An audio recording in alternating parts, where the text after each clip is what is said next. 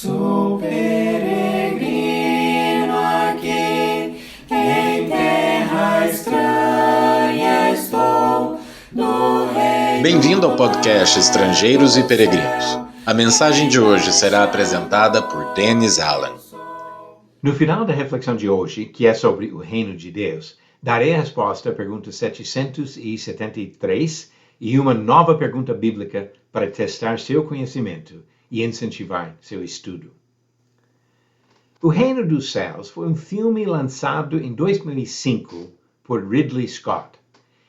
Esse filme trata de conflitos para controlar e manter a paz na cidade de Jerusalém, mais ou menos 1000 anos atrás.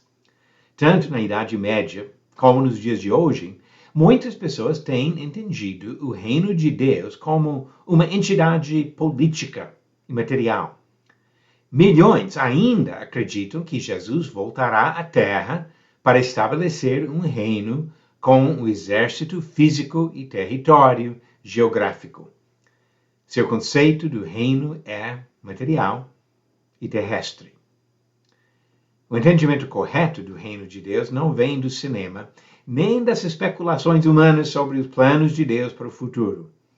Para entender a natureza desse reino, precisamos examinar os ensinamentos sobre o assunto nas mensagens reveladas pelo Senhor nas Escrituras. O Novo Testamento fala repetidamente do reino de Deus, ou do reino dos céus. Esse reino foi o tema da pregação de João Batista, o precursor de Jesus. Quando João começou a anunciar a mensagem do Senhor no deserto da Judeia, ele dizia: arrependei-vos, porque está próximo o reino dos céus. Mateus 3, versículo 2. Pouco tempo depois, Jesus iniciou seu próprio ministério com a mesma mensagem. Diz Mateus 4, versículo 17, daí por diante passou Jesus a pregar e a dizer: arrependei-vos, porque está próximo o reino dos céus. Lucas comenta depois sobre este propósito no ensinamento de Jesus. Disse em Lucas 4, 43, ele, porém, lhes disse: é necessário que eu anuncie o evangelho do reino de Deus também às outras cidades, pois para isso é que fui enviado. Até o final do seu trabalho, Jesus continuou pregando um reino espiritual e celestial. Em João 18, versículo 36, ele disse para Pilatos: o meu reino não é deste mundo. Se o meu reino fosse deste mundo, os meus ministros se empenhariam por mim, para que não fosse eu entregue aos judeus. Mas agora o meu reino não é daqui. Depois de Jesus cumprir sua missão terrestre e voltar para os céus, os apóstolos e outros pregadores na igreja primitiva continuaram pregando o mesmo tema. Filipe levou o evangelho à cidade de Samaria e diz Atos 8, versículo 12, quando, porém, deram crédito a Filipe, que os evangelizava a respeito do reino de Deus e do nome de Jesus Cristo, iam sendo batizados, assim homens como mulheres. A reação à mensagem sobre o reino dos céus foi a decisão desses ouvintes de aceitar a orientação espiritual, levando ao batismo deles. Se o reino fosse material e político, teriam pedido cidadania ou tomado armas para defendê-lo, como o próprio Jesus disse para Pilatos em João 18, 36. Em Éfeso, Paulo ensinou durante 3 meses em uma sinagoga, dissertando e persuadindo com respeito ao reino de Deus. Atos 19, versículo 8. Esta mensagem envolve todo o propósito de Deus, desde as profecias do Antigo Testamento até o cumprimento delas em Jesus. Quando Paulo chegou a Roma, ele teve a oportunidade de explicar sobre o reino. Atos 28, versículo 23 diz: então, desde a manhã até a tarde, lhes fez uma exposição em testemunho do reino de Deus, procurando persuadi-los a respeito de Jesus, tanto pela lei de Moisés, como pelos profetas.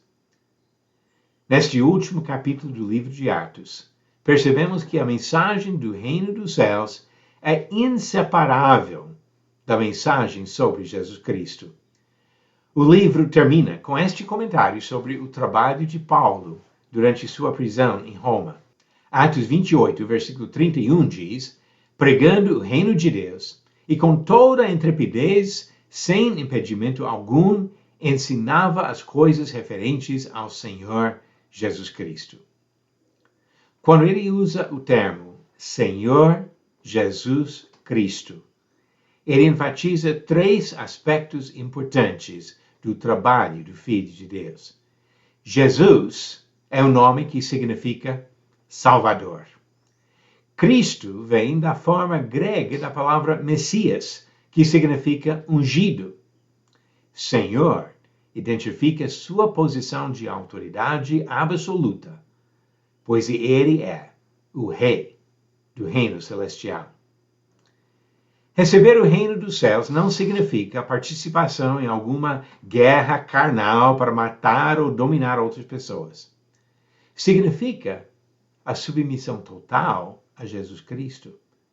Como ele mesmo disse em Mateus 28, a partir do versículo 18, toda a autoridade me foi dada no céu e na terra.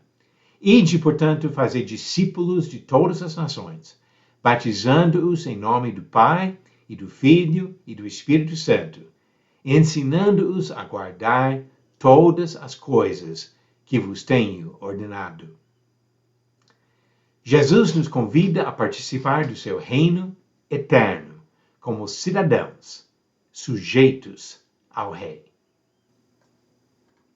Vamos agora às nossas perguntas bíblicas, com a pergunta 773. O livro de Atos não registra a morte de qual destes homens? A. Tiago, filho de Zebedeu. B. Estevão. C. Simão Pedro. Ou D. Herodes Agripa I. A resposta certa, alternativa C. Simão Pedro. Atos registra a morte de Estevão, no capítulo 7, a morte de Tiago e também de Herodes, no capítulo 12, mas não registra a morte de Pedro.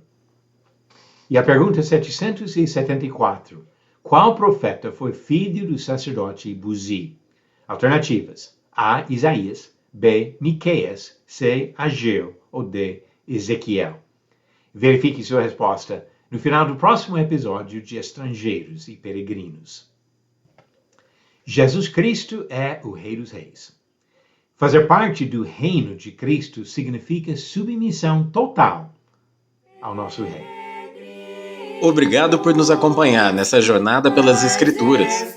Volte amanhã para ouvir mais uma mensagem do podcast Estrangeiros e Peregrinos. Seguimos pelo mundo a viajar.